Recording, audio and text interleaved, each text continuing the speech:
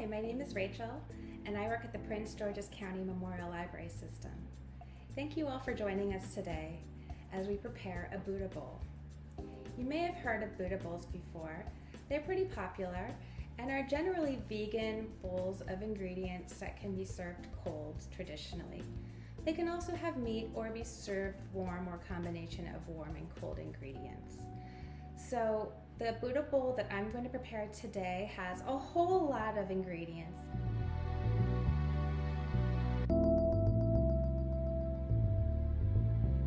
I just basically took what I had around in my refrigerator, and I encourage you to do the same. Don't feel overwhelmed if you don't have all of the ingredients that I share with you. You can have as few as 3 ingredients, maybe 4 or 5. You have a dressing on top. So just try what you like and experiment and see what turns out well for you. So I wanted to share the ingredients that I'll be using and the equipment that I have on hand. One of the most interesting things, I think, is the jackfruit. This is a fruit, as you can see on the cover of this can. It's got kind of like prickly on the outside, and on the inside it has a bit of a tender, almost like heart of palm fruit. And it can be used in the same way that meat or pulled pork or pulled chicken is used, and seasoned basically with whatever you like. We also have chickpeas that we'll be roasting. A variety of vegetables such as garlic, shallot, a purple sweet potato, green onions, kale, red peppers, tomatoes, whatever you have around. And then for the dressing, I'll be combining some squeezed lemon and some avocado. This one is already prepared in kind of a guacamole style. I've got some feta cheese, a variety of spices like cumin, cayenne, black pepper. We'll be putting all of this on a bed of couscous, which is traditional in the grain bowls or Buddha bowls. You have some sort of grain on the bottom, and then you can put your toppings over that. And then this lovely pomegranate, which is really just begging to be included in our bowl, and we'll add some bright color on top. First, I've put the oven on at 400 degrees Fahrenheit, and that will be for our roasting of the chickpeas and the purple potatoes.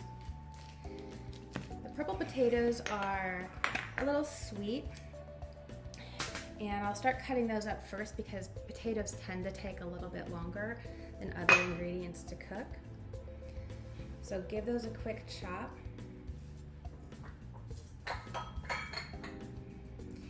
And rather than put them directly in the oven, which can take a little while, I like to put them in the microwave or parboil them first. Either boil them in a pot or with a little bit of water in the microwave to soften them a bit prior to them going in the oven. And that cuts a little of your time. All right, so we have the potatoes diced, put a couple tablespoons of water, and then those will go into the microwave. I'm going to get my chickpeas, and I've lined my pan with foil. The chickpeas, if you get chickpeas out of a can, then they might be a little moist, and they might take a little more time to crisp up in the oven, which is really what I'm trying to get out of these chickpeas, is kind of a crispiness to them. But what I would do is put them on a couple paper towels and let them dry out a little bit.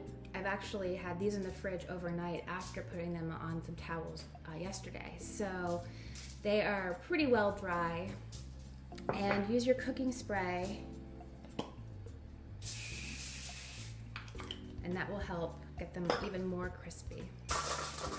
Now, you can decide if you'd like to season these up a little beforehand, and there's my oven ready, or you can wait until the end to add your spices. Now, I like to put a little bit of salt on before roasting, and then I'll put some cayenne and paprika on after I get it out of the oven. So we'll pause here. I'm going to stick my potatoes in the microwave and get those soft.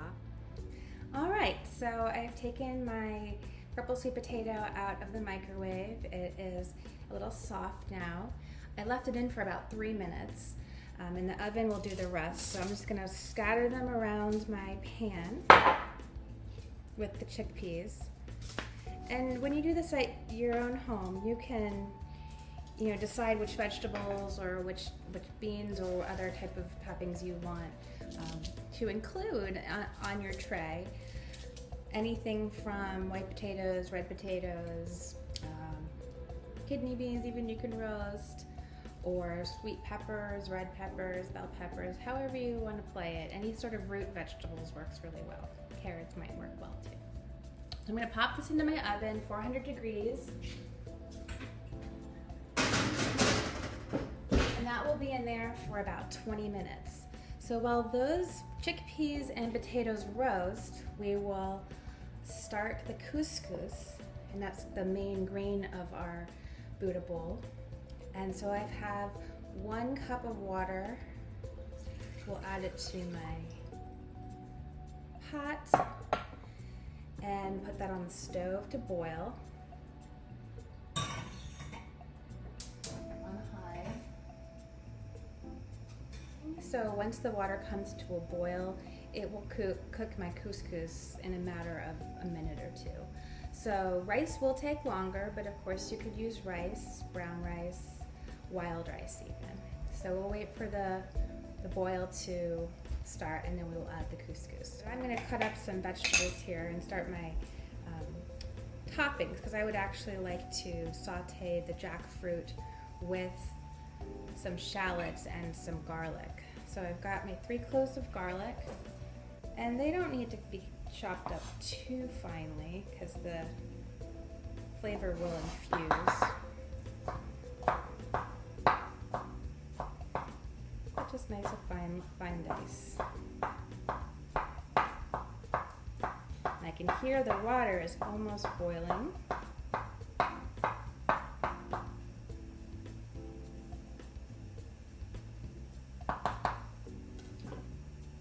So what I'm going to do is add the couscous now.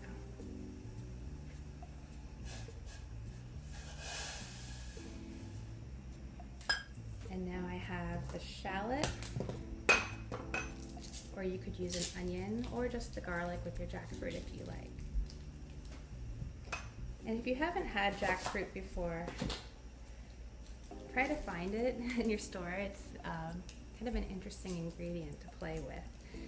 If you are trying to give a plant-based diet a try and are sick of the normal tofus or type of tofu meat knockoffs, then this is a different way to get the look and feel of meat without having actual meat.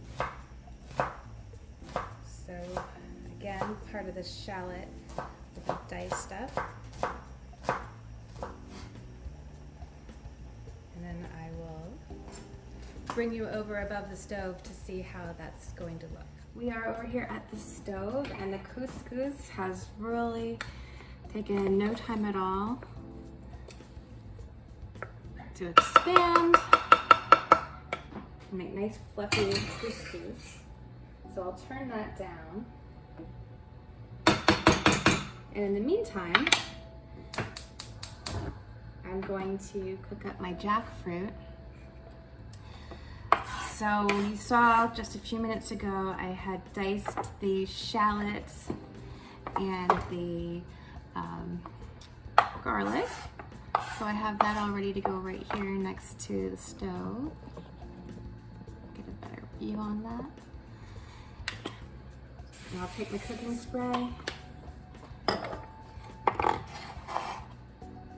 Start sauteing the shallot and the garlic. And I'm starting to smell the roasted chickpeas and sweet potatoes. It's smelling really, really nice. So again, here's a close-up of what the jackfruit looks like in a can. I'm just gonna pour all of it in. I'm gonna grab my salt and curry powder. Make it a little exciting over here. A bit of an Indian flavor flair. I don't really measure it out. I'm kind of a free-form cook, so just go with whatever you feel right. That's the beauty of the Buddha bowl. And if you get it from a can, you actually don't really have to cook it very long at all. It's basically just speeding it up at this point and adding some flavor. Give the couscous one more stir and then turn that off. I'm going to check and see how this is going with the chickpeas. Pretty good. Once this jackfruit is heated up, you can turn off the stove here and then wait for the chickpeas to come out. And we should wait until they are kind of like light brown, maybe a dark beige, to make sure that they're nice and crispy. And you can test the sweet potatoes by poking them with a fork or a knife to see if they're tender. So we're just waiting in the last few minutes before we take our chickpeas and sweet potatoes out of the oven. So I've been busily chopping up some pepper. I've got my shredded carrots ready to go. And what I want to do now is create my lemon avocado dressing, which is really, really super easy and a flexible type of dressing. You can add as much or little of ingredients as you want. So I have a little lemon core pressed, but you don't need that if you just want to use your hands. You can just press the juice out. So at least a couple teaspoons or tablespoons, depending on how much salad dressing you want. This is good on salad. It's also good on grain bowls. It's a pretty multi-purpose type of sauce slash dressing. So really reaming my lemon here. You can also use a lemon in a little squeezy bottle. When I tried this recipe out before, I definitely went the easy route and just did the squeezy lemon bottle. All right, so I've got a couple tablespoons of lemon. Make sure there's no seeds hanging around in there. And you can put garlic in here if you like as well. I'm just going to use the simple method of taking a little guac pack, which is basically just mashed avocado anyway, and we'll put it in with our lemon. So the lemon is combined with about, I'd say, 2 to 3 tablespoons of avocado. Now, there's really no measurements here, as you can see. It's just kind of whatever you like. If you like more lemony, feel free to make it very heavy on the lemon juice. If you like more avocado, that's fine too. If you want to cut the sour a little bit from the lemon, salt is a good idea. And some freshly ground pepper.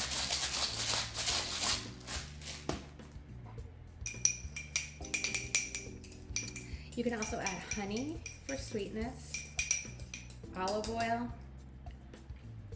water. There's a lot of different things you could add just based on your own tastes. I'll put about a teaspoon of olive oil. All right, I think our dressing is ready. It's a beautiful color and a very, very bright taste. Now that we have the dressing, I just want to make sure all my other toppings are ready to go. I have a few baby tomatoes here. I guess you'd call them cherry tomatoes or grape tomatoes. Add those to my mound of peppers. Got some green onions ready to go. And you can use, of course, the white ends or the green ends. I like both, but for this recipe, we'll do the green ends just to give it a little more brightness and color.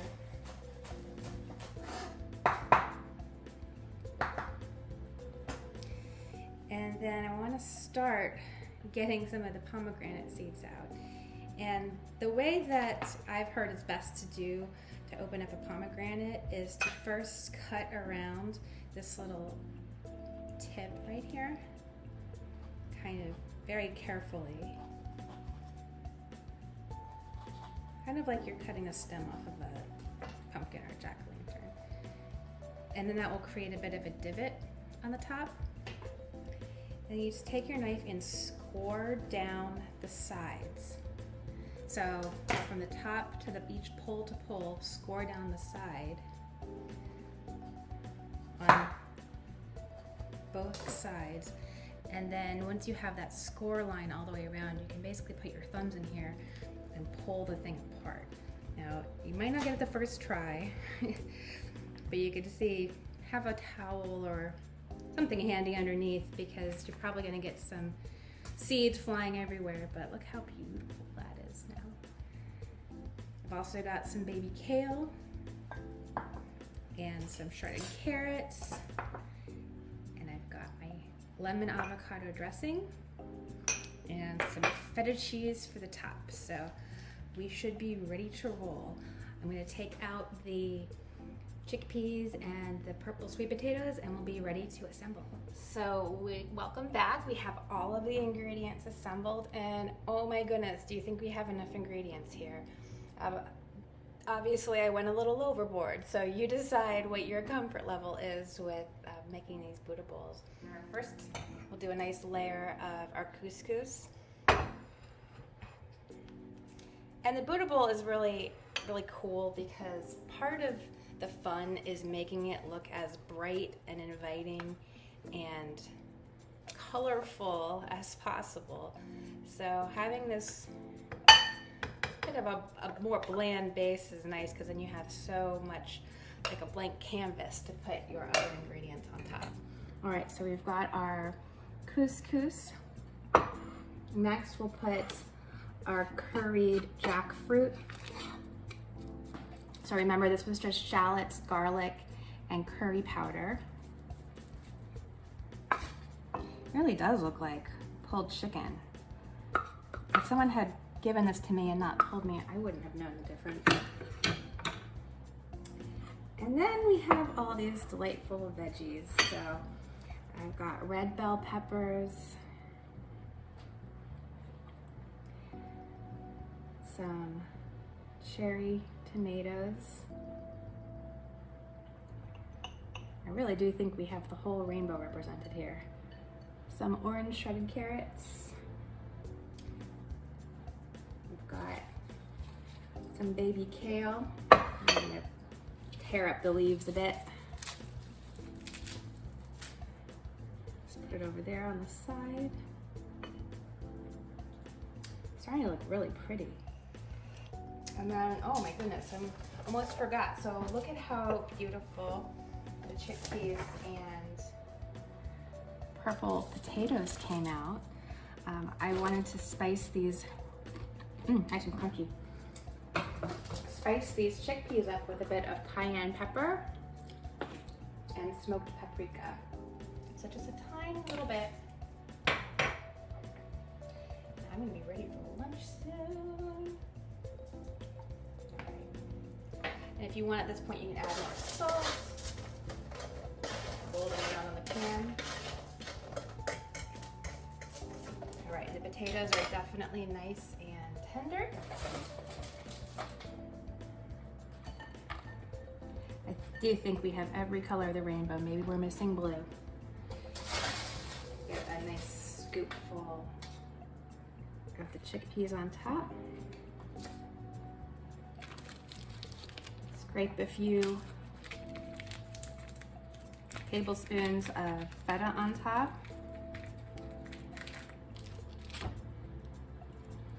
And I think before I add the pomegranate seeds, I want to put my dressing on. The part of the fun here is making it as delightful looking as possible. It's a nice winter bowl,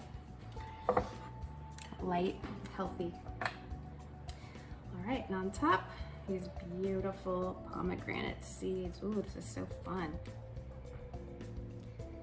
All right, and I think that'll do it. We've got many ingredients in our Buddha bowl, but you can put whatever you like in yours, and we'd love for you to share what you've made and what ingredients you put in your Buddha bowl. Thanks again for joining us. Be sure to check out some of our cookbooks on our ebook collection as well as in branches. Thanks so much.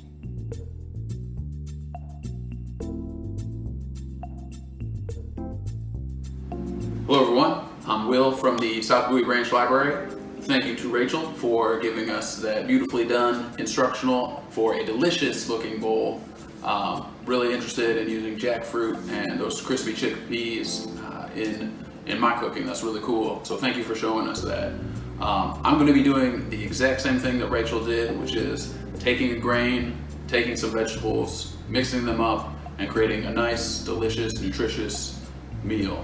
So I'm going to take you through my version of the bowl, but we want you at home to know that this process, these recipes are very communicable, so you can use it with whatever vegetables that you're working with. It's a good way to clear out any extra leftover vegetables that you have instead of throwing them out or waiting for them to go bad. This is an easy way to incorporate that into a nice hearty meal. So I'm going to show you my take on the grain bowl, and it starts with some pickled onions.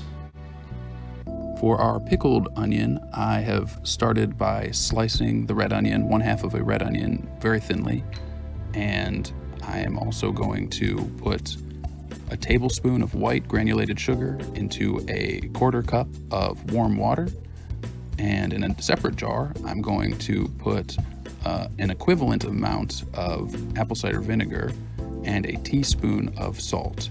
So I have a 1/4 cup of apple cider vinegar, and a teaspoon of salt, and a 1/4 cup of water with sugar dissolved into it. I'm going to put those two ingredients together into a mason jar and shake them up to create the brine for our quick pickled red onion.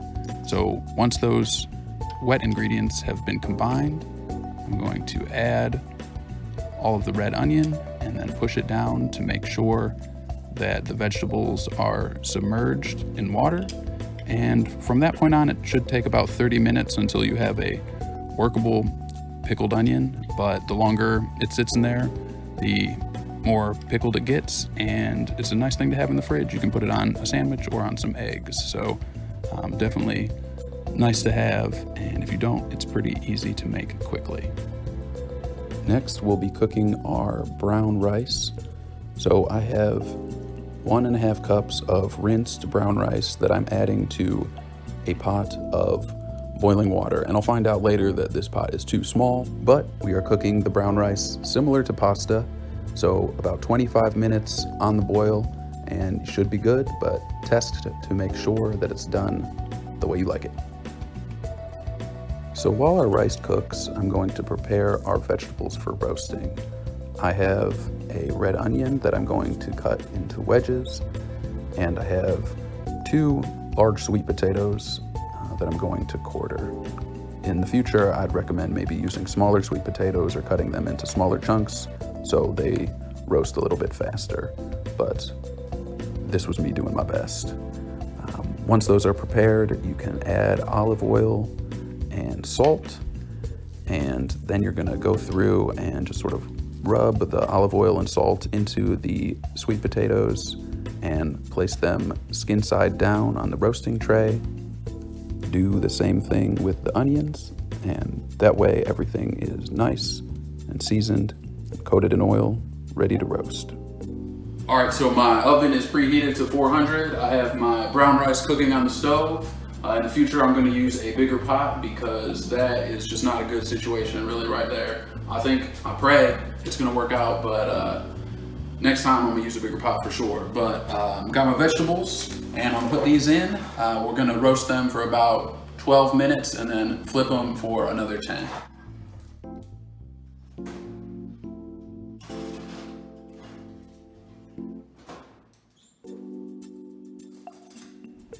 While my vegetables roast and my rice threatens to boil over its too small pot, I'm going to prepare our grain bowl dressing, which is going to be a lemon maple tahini. So I'm stirring the tahini up real quick because I can separate, the oil in it separates. I'm going to add 1/4 cup of our tahini to a bowl, as well as a tablespoon of maple syrup.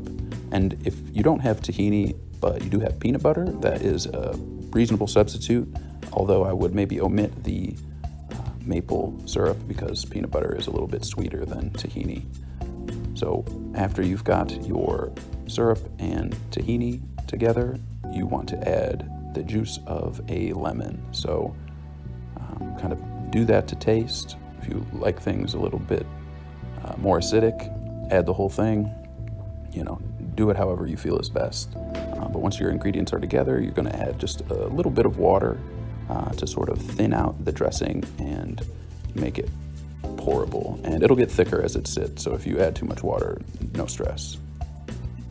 To add some nutritional value to my grain bowl, I'm going to add some baby spinach. So I'm just gonna go over this a couple times with the knife, give it a rough chop, and we're going to add this to our what turned out to be a perfectly cooked brown rice. So I've got my cooked brown rice. I'm gonna add about 1.5 tablespoons of soy sauce, as well as the baby spinach that I just chopped up. And then I'm gonna mix that all together, and that will give us a nice base for our bowls. To assemble the bowl, we are going to take that brown rice, baby spinach, soy sauce mixture and give ourselves some generous spoonfuls to create a base for our bowl, to which we will add our roasted vegetables. I roasted these for about 30 minutes total, flipping halfway, but like I said, I had some rotund sweet potatoes, so if you chop them up a little bit smaller, it could take maybe some less time, but I think that they turned out well. Just be sure to check them for doneness before you remove them from the oven. Next, I will add our maple lemon tahini dressing. Give myself a nice little swirl there. And Rachel said that it is important to have some color to your bowl, so I chopped up a mini cucumber into nice cute rounds that I will put on top, give it a little color there. And finally, I'm going to add our pickled onions, which have now had enough time to pickle. So there we have our grain bowl. All right, so that is our grain bowl. So glad that you joined us today. Thank you for tuning in. Be sure to check out all of the resources available and our other virtual programs on our website, PGCMLS.info. Hope you enjoyed the program today. For the grain bowl, you just roast some vegetables, throw some in raw on top of some grain, and put a nice sauce on it, and you'll probably really enjoy it. So thank you for tuning in, and thank you for supporting the Prince George's County Memorial Library System. Have a good day.